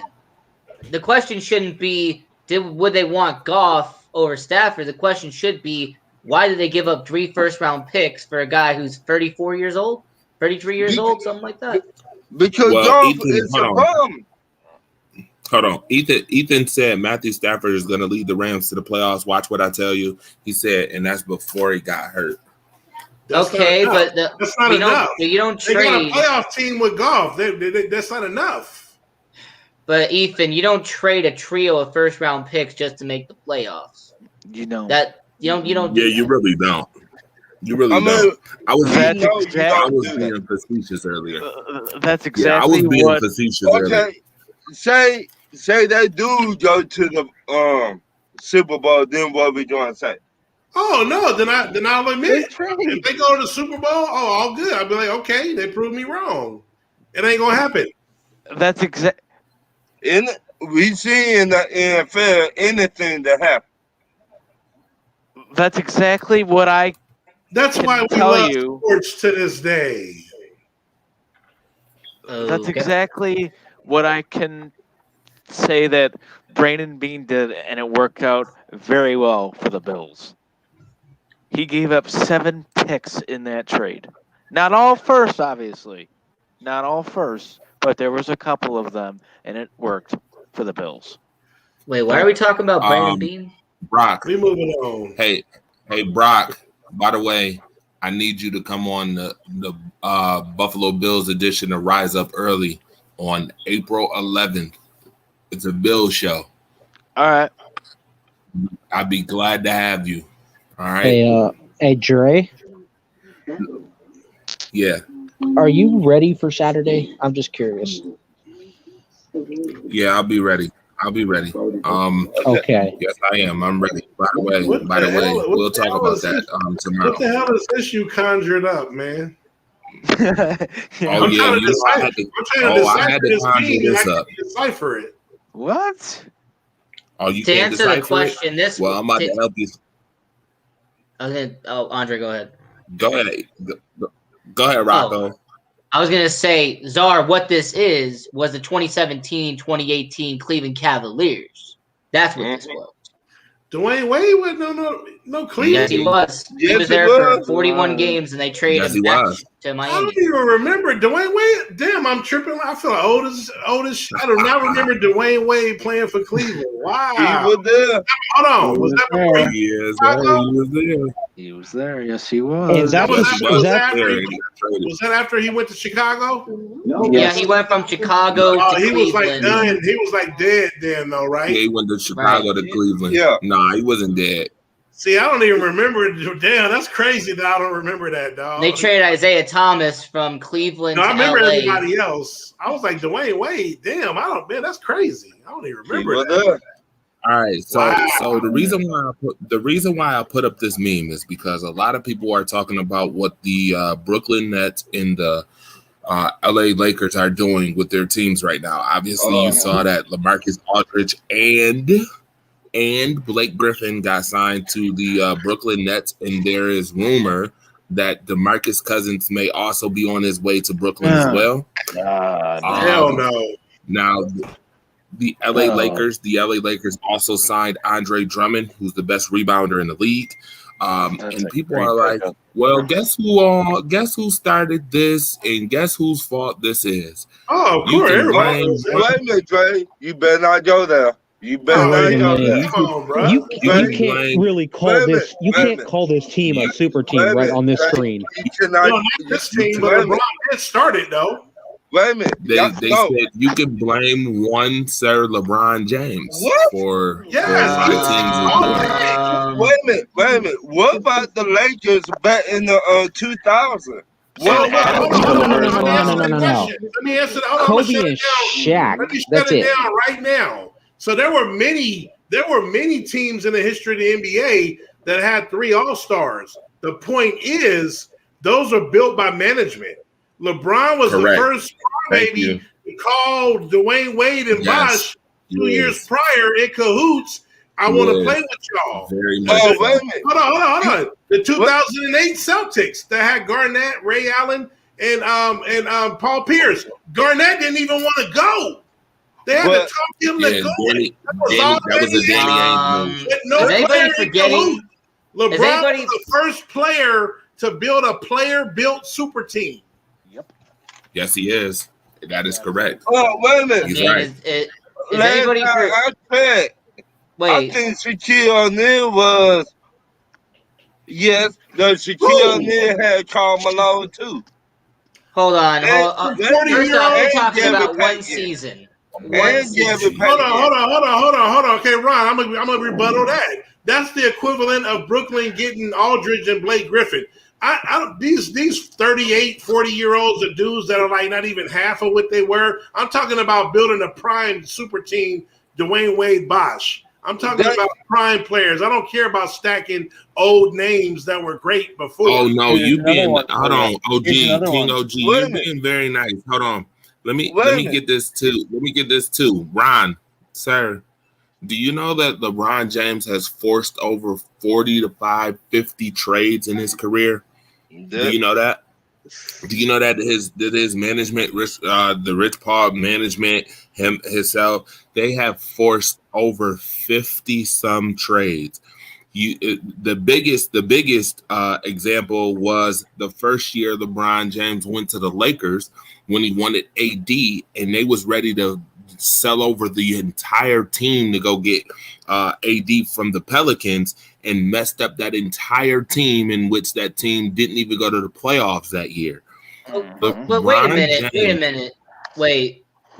No, We're talking about what are we player doing? We're talking about Yes. player empowerment. Why is no let's one not- talking about? Wait a minute, player empowerment, sir. Hold up. Wait, when we're Stop. talking about the player movement of, oh, we're gonna make this team and we're gonna do that. Why is no one talking about the originator? Why no one talking about the guy who did it before LeBron did? Who was it? Who? R.I.P. to him. But hey, go get me Pau Gasol. Thank Hey, you. go get me this guy. No, stop. Hey, go get me No. this. Whoa. Why are we not talking about Kobe? Kobe Thank you. Stop it. Thank you. Kobe Bryant? Always. Wait a minute. Wait a minute. That You is gotta don't totally remember. disrespectful. But he Wait a never. minute. Crazy, He right? never. Wait a minute. You gotta don't remember. Kobe What are you told talking about? Kobe told his front office, said, if y'all don't get me these players, I'm already go somewhere else. That ain't the same thing. Many players have asked for help. Wow. No player begged and called personal phone calls to other All-Stars and said, hey, let's play together. Kobe was like, Wow, that is so disrespectful. Kobe never did the that. Bulls that year. Kobe did do that. He just wanted help. Oh He wasn't in cahoots with Cole and like come play with me. Stop that. Bro, yo, that is nearly not even the same. Y'all bugging right now. Kobe You're bugging. never Yes, did that's not the same thing. He's LeBron has been doing asked that for his help. whole career. What are we talking about? He's been for help. doing. But he didn't force any trades. The AD trade was 110% forced. The Kevin Love trade when he went back to Cleveland. Everybody saw that coming before he even went back. I agree. Wow. To throw Kobe in the hat? What are you I talking am about? gonna keep myself out of this discussion for a reason. Telling you wrong too. That was organization too.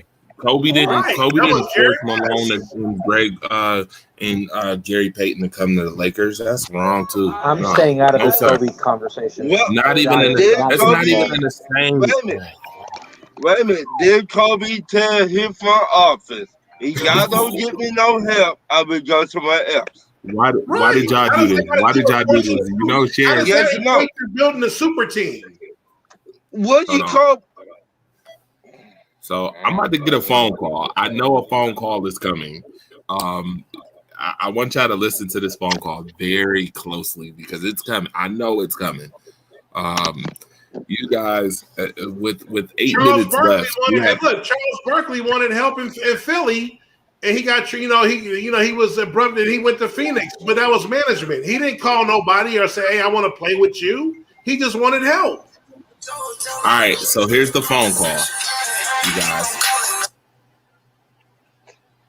Hey, how's it going, North Carolina? What's up? You're in the house. Hey, what's up? Sharon, what's going on? How are you? Sharon. You know, I was having a very peaceful night until I heard this blasphemous conversation that I'm listening to. All right, let them know why it's blasphemous. It's blasphemous. You cannot compare what LeBron James has moves that LeBron James has made to get his teammates to what Kobe did in demanding help. That is not even remotely the same thing, Ron, and anybody else who said it. That is not the same thing. You cannot make that comparison. So no, Kobe did not do it first. LeBron did this crap, and he gets credit for it. Well, y'all put player empowerment if you want to. I don't necessarily feel that way. I don't call that empowerment. It's really what do you call hampered the game in a lot of ways. Yeah. In a lot of ways. I call it narcissism. I don't agree with it. I call it narcissism. Then when I speak about it and I go too strong with it, then I get fellas want to say, "Oh, you pro team. You want them to be a slave. You don't want them to get their money." No, that's not what are you talking about? What? That's not what? Everybody's got a role to play. This is what I say about the whole. This is Andre. Mm-hmm. You know how I feel about the whole paying college students thing. And this part of the subject came up in that conversation too. Everybody has a role to play in every organization.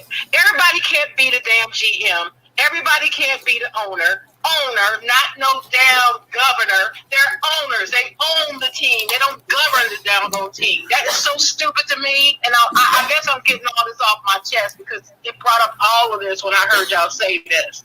Go ahead. Everybody's got to play. Know your role. Stay in your lane. There's nothing wrong with being a player. You don't own a team. You don't have to make all the decisions. You're not responsible for turning a profit. You're not responsible for payroll. All you got to do is honor your contract and play your game and try to win a chip so you can have a great legacy as a pro athlete. But no, you want to control stuff. You want to get all this money. You want this. This is not enough for you. So let's get together and let's show our power. Okay, so now you got the power. So guess what you got? You got a whole bunch of teams averaging over 100 points a game for the first time in the history of the NBA, and none of y'all could beat anybody from the 90s. Y'all say y'all could, but you couldn't. You know why? Right. They don't even play fundamental basketball anymore. So What do y'all do with the topic? Why am I mentioning that? If it was true that these were the better athletes and this generation of player was so much better, why the need to go construct the team? Why do the players feel like they got to get together and say, hey, yo, let's play together? If they're so outstanding, they should be able to play and win with anybody, shouldn't they? Because they're so much better than they used to be in the 90s, in the 80s. They're so much better. They should just be able to walk up with Mojo, Mo, Larry, and Curly and win a damn chip. Mm-hmm. Because they're so much better now. They take so much better care of their bodies now. Mm-hmm. Forget all that. What I'm saying to you is stop the lie saying that Kobe demanding a trade, demanding help, was the same thing as calling the fellas up and let's go take a boat ride and discuss this playing together shit. That is not the same. Kobe Bryant would never do that. Here, let me add to Sharon's point about Kobe. This is how like I said, I'm not the biggest Kobe fan. She know that. But he got a lot of Michael Jordan in him, and this is a point that even more favor that. Kobe was so competitive, he was tired of being in Shaq's shadow and said, this is my team. He threw away championships to get Shaq out of there so it could be his team. That's how, because you talking about the man wanted help or he wanted to be, play with these players, then why would he run Shaq out of there? They had like 3-4 more championships on the team. I gotta disagree with you on that. On that, Czar. He didn't throw Shaq out. He didn't tell him No, hold on. No, I'm just saying. No, that's where I have. No, I'm just saying. You said what you said. I'm saying to you that you're wrong. That's not what he did. He did not do that. And Jerry you're not getting what I'm saying. You're taking my words. You're taking my words literally. He did not tell them to get rid of Shaq. He did not say it's either me or him in that regard. He said, yeah, it's either we can't both be here, and I'll gladly go. He was ready to go. No. You're taking my words literal. I'm just I agree with what you're saying. No. You're right. The point I'm making is okay. Let me rephrase it. You gotta be deliberate when you say it, Czar. Okay, let me hold on, Sharon. Let me rephrase it. Okay, let me rephrase. What to feed into? So that's why I'm correcting it. Say it right. Let me rephrase it. I talk different. So let me just. And I ain't here for it. Okay, let me rephrase it. I'm actually backing Kobe in this argument, so I don't know what you're talking about. But the point I'm making is Kobe was willing to friction, I'll leave, whatever the case, and threw away championships because he was tired of being in that shadow. We both can't be here. This is my team, which I give him credit because that was the competitiveness in him to be great, and I'm the alpha. So I'm giving him credit for that. But I'm telling Ryan, that's why against his argument that he wanted all this help and blah, blah, blah, blah. He threw away championships because he was like, this is my team. Yes, I don't need Shaq. Wait a minute. So hold on, time out. He did. So let me say this too. Let me ask Ron this question before you get into your rant, because I know where you're going, Ron. Shaq leaves the team. You think going to get Paul Gasol is an even equivalent request? No, but what I'm saying, he asked for him.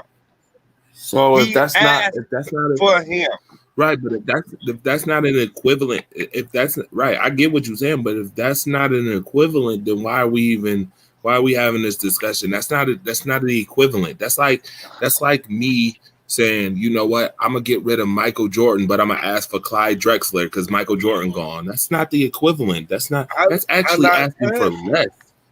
That's technically asking for less. Technically, what I'm saying, Dre, he asked for this man. So the same thing. Paul Gasol. He asked for him. but he didn't demand it. LeBron demands. Yeah, Ron. Ron. Okay. All right. LeBron So with that being said, demands I get trade. what you're saying, Rob, but I mean, look, the one fact of it is this. Very weak. 2007 is around that time where all this stuff started. Like around 2007, 2008. I think we can all agree on that, right? That's when the majority of this stuff started. Wait. Where I don't what know what started? I can't understand what you just said, so I can't agree on nothing until I understand Okay. what you said. Let me restate it. But this whole player power thing where I'm going to do super teams and all that, didn't that start around 2007? No, With the 2010. Celtics. LeBron James. No. when he With the lost- Celtics. No. Again, that was Danny Ainge, a player. None of those players said nothing to nobody. Garnett didn't want to go. I said a super team. I didn't say a player saying, give me this guy, this guy, this guy, and this That's guy. why I brought them I'm up. saying- Yes, management. I'm saying, Danny Ainge built a super team. Yes. Okay. His job. Danny Ainge did his job. So therefore, super teams were starting to get created around 2007. One super team got created by a great GM and Danny Ainge. Absolutely. And then you started seeing wannabes pop up with the Knicks, with the Heat, with all these different ones by the end of the decade. The Knicks. Knicks. Amari Stoudemire, Carmelo Anthony, Oh, my you know, when they were trying to team up and all that. Amari was half a leg out the league, man. My I point watched is, Awful. didn't the Celtics, in a roundabout way, start what we have No, now? in no roundabout way. The management made great deals, man. You can't. How's that the same? That's their job. Danny Ainge will get fired if you don't try to make the best trades possible or best moves. But you didn't have Paul Pierce saying, "Ainge, man, go grab Garnett," or at least it wasn't All public. right. I was just saying that having three superstars on a team, outside of maybe the Lakers in 2003, I don't remember that happening before the Celtics popped up in 2007. Right, but again, that's It still was irrelevant to the point that we're talking about. A player created super team is what we're talking about. Rocco, it was 2008. By That's the way. why, but ultimately, that and Dwight Howard upsetting them in 2010 as the number one seed. Ultimately, yes, the Celtics and him losing to Dwight when they were supposed to go. That ultimately is why he did that. But he did that. You answered my question. Thank you. What we're debating here is it's not management that we're debating. We're debating player empowerment in terms of them demanding assets, players, so on and so forth. LeBron We're not saying here that GMs can't do it because Danny Ainge proved that you can do it. Okay. Oh, wait a Without- minute. You know what I just thought about? Ooh, go ahead, Brock. But I got something to say real quick when you die. Ooh. Without players, I'm trying to put this in a roundabout way. Without players saying, "I want you, and you, come here. We're gonna win a chip." That didn't happen with the 2008 Boston Celtics. And I'm not arguing that. That was put together. Super teams All right. did start then, but when it comes to player stuff, It started with LeBron. yes. Okay, so watch this. I got something that'll surely bury this. Sharon, you on the line still, correct? Yes, I'm here. Before we go, by the way, I want to thank everybody for watching Monday Night Madness and battling this out with us with this pandemic technology and me in quarantine and everything. Again, you guys deserve all the accolades in the world for doing so. Thank you guys very much.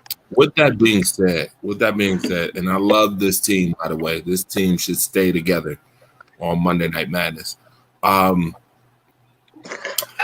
There is no way you can compare LeBron to Kobe when Kobe Bryant wasn't even allowed to get Chris Paul on the Lakers because the league rejected David Stern the rejected move. it. The NBA owned With the that Hornets being at the time. said, Go ahead. with that being said, yeah, but that don't matter. So what if the NBA on the Hornets? So what? We've seen worse now. We've seen worse now. Like, are you serious? What you're looking at right now? What you're looking at right now, and this is my problem with the whole LeBron James situation, is you're looking at a deterioration of competition by grabbing the best players and putting them all on one team. That's right. There's your problem. And that is, it's in the spirit of competition. If you are a coach, I would be pissed. I'm sorry, I'm a coach. I would be pissed if I had to play 8 to 9 all-star, all-American players from 6 different schools all of a sudden because these 5 other players from these other schools decided that this one school was going to be the school, and this one player talked to these guys, and then they all ended up being on the team. Guess what? I dealt with that in high school. You know what school did that? Niagara Falls. Brock, you know all the school did that. Niagara Falls. Oh, yeah. Niagara Falls. Niagara Falls took players from LaSalle High School and played on the Niagara Falls team. And I played for Williamsville East at the time, which was one of the best or better suburban schools. And we had to play Niagara Falls. So I know a little bit, it may not be on the NBA side, but I know how it feels for that kind of to happen. I would be pissed. Like, where's the spirit of competition anymore? Like, where's go at each other? You know what I mean? You know what? I thought the league was doing good with just the duos, and then all of a sudden the duos wasn't good no more. Because it's about getting the bag and then showing off because your ego. It's all about ego. Yeah, this is what I'm talking about. I don't understand it. As somebody who's played 3 sports and coached 2, I just don't understand that. I don't understand it. It makes it listen, when you can just predict who's gonna win the championship before the season even starts, I think that's a problem right off the jump. Right off the jump. But you're talking about young people who were raised in the participation trophy era. You gotta think about that. When they were starting out in AAU, when they were starting out in 4th grade. And I coach AAU right now. It was participation trophy season where they were. Participation trophy. Grown men, they're professionals, but they want to win, and that's all. Everybody should win. I should win. I'm in the NBA. I should win because they've been winning all their life, right? Because everybody gets a trophy. Look, no, Jay. Hold on. Let me answer this. Let me answer this. Hold on, Ian. Jay Jones said, "Didn't LaSalle close?" Yeah, LaSalle closed after the fact. But when I was playing high school, LaSalle wasn't closed. LaSalle was still open. Niagara Falls was right up the road. To be very honest with you, Niagara Falls didn't have half the talent LaSalle had. LaSalle would take their talent and go to Niagara Falls because it's a big school, and they would play. For some reason, LaSalle didn't have their own basketball team, which was weird, and that's why. So that's the answer to your question on that. But LaSalle did close later on, but that was after 98, 99, 2000, 2001. All right. Now, what you were saying, Ian, Rocco? Look, what I'm saying is that it's all sports now. It's baseball, basketball, football, hockey. It's all about ego. It's all about what can I do about me. It's like, what can I do for me? I mean, I think we can all agree on that, right? The more that these guys have an ego, and the more they want that bag. Just Street was fire, by the way. But isn't that what y'all wanted? Y'all wanted player empowerment, so that's what y'all got. Just Street was that boy. Yeah, I really don't care regardless. So that's what player empowerment issue. A bunch of people care about anything but themselves. It's really two cupcakes, man, that get the mantle. I mean, that's what it's supposed to do. But let me say this one last thing about this Kobe business, Ron. Ron, you got until tomorrow at 5:00 Eastern time to find me an article that confirms that Kobe demanded for Paul Gasol to come to the Lakers, because he did not demand for that player. Okay, sir. He just demanded. He just demanded him, but he did not demand. Hey, you go get him. He didn't do that. Okay, sir. I will tell you at 4:30. Wait a minute. I will tell you at 4:30 tomorrow. I will tell you at 4:30 tomorrow. I will come back on Monday Night Madness. Well, you might as well don't come back then. You might as well don't come back, Sister K. You might as well don't come back. Now, I'm going to tell you tomorrow at 4:30. Now, how you want it? You want me to text it to you? How I want what? How you want that response? He said he ready. He said he ready. You got proof that he demanded. That's right. He said he ready. That he told him, you go get Powell. That's what he told him, right?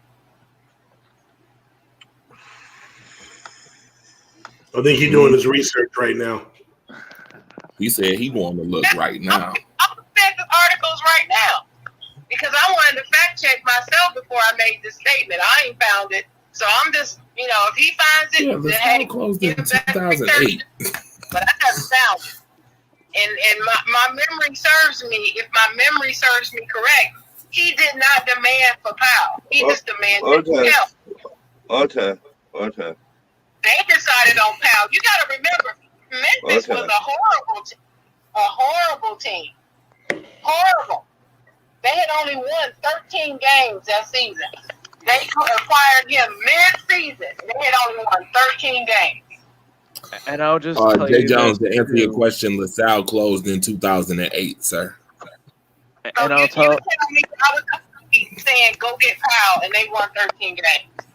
And I'll just say this too: involved in that Paul Gasol trade, Kwame Brown. Enough. Kwame.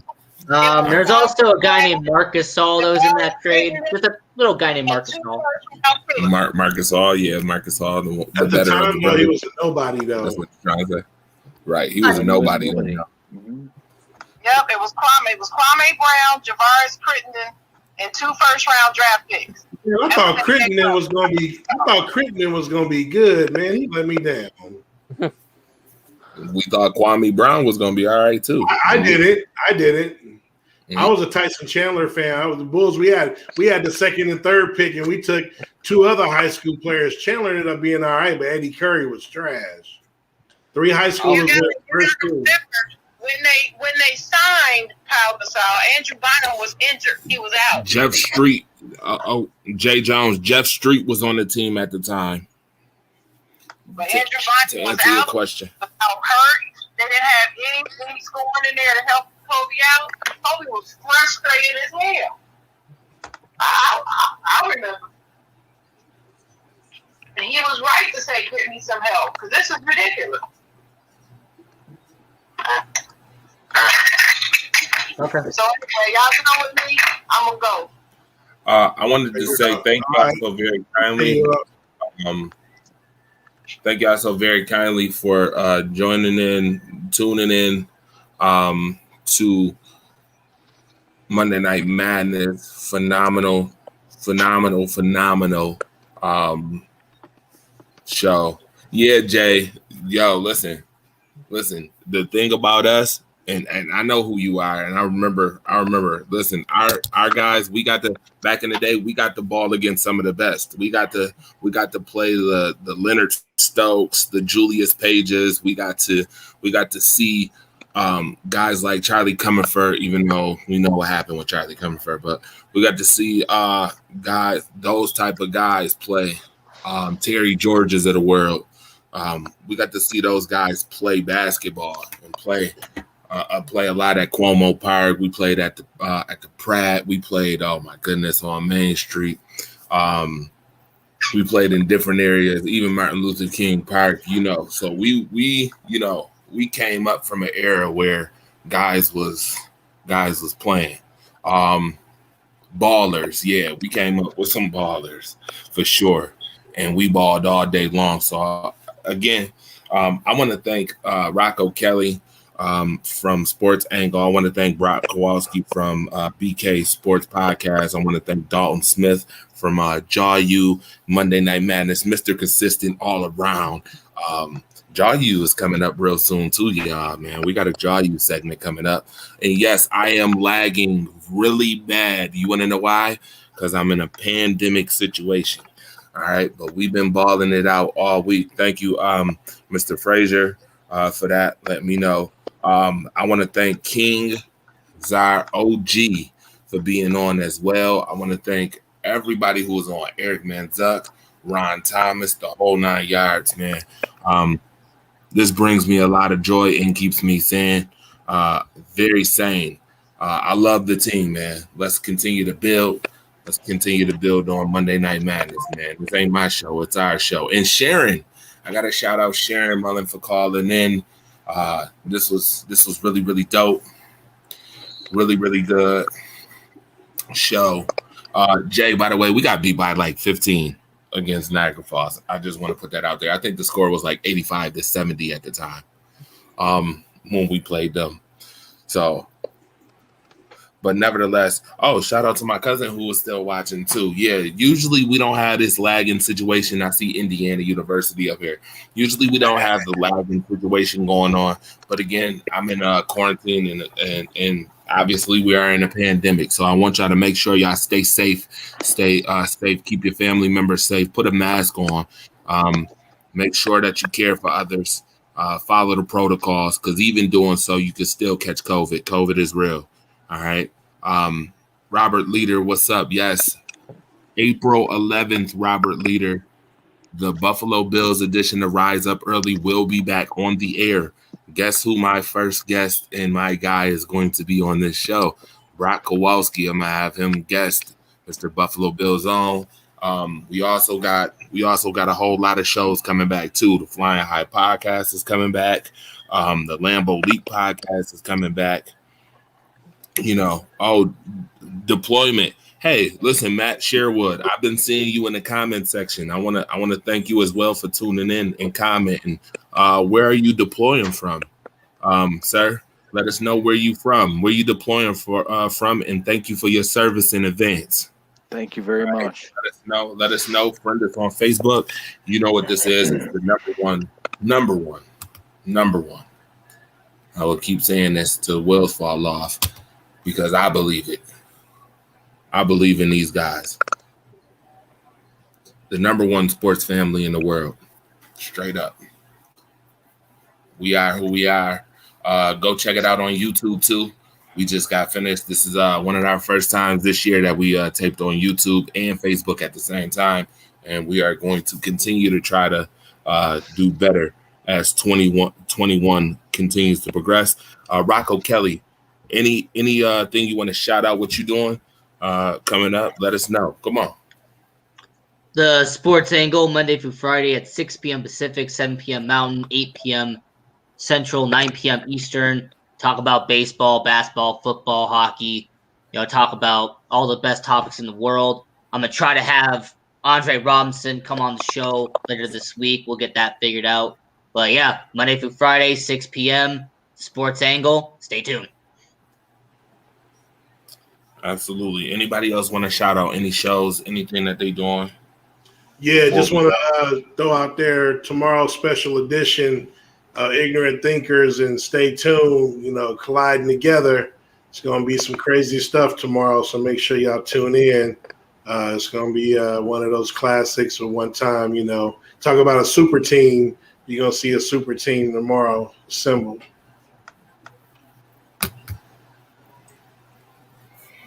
Yeah, absolutely. Absolutely. Oh, by the way, if Jay Jones is still here, Jeff Palmer was on the team as well for Niagara Falls. Jeff Palmer was on the team. He scored 22 points in that game. by the way, when they beat Williamsville East, my team. And that was in 2000. All right. I just want to put that out there as well. So, you guys, I'm excited. I needed this, by the way. I just want to put that out. I needed it. It was great. It's a lot of fun. Yeah. Oh, so he is still here. Yeah. But it was Jeff Palmer. Jeff Palmer was there. Yeah, they were stacked to the max back then. And he is from, Matt Sherwood is from VA, y'all. VA. So, yeah, definitely. We're going to keep you in our prayers, Matthew, as you get ready for deployment. And again, be safe. And we definitely are about unity and community. So, adios to the next time. See you guys. See you Thursday. guys. Oh, I should put this out there. Thursday, Rise Up Unlimited radio show. Thursday. All right. Be there. A whole lot of fun coming up. Yeah, great show. All right.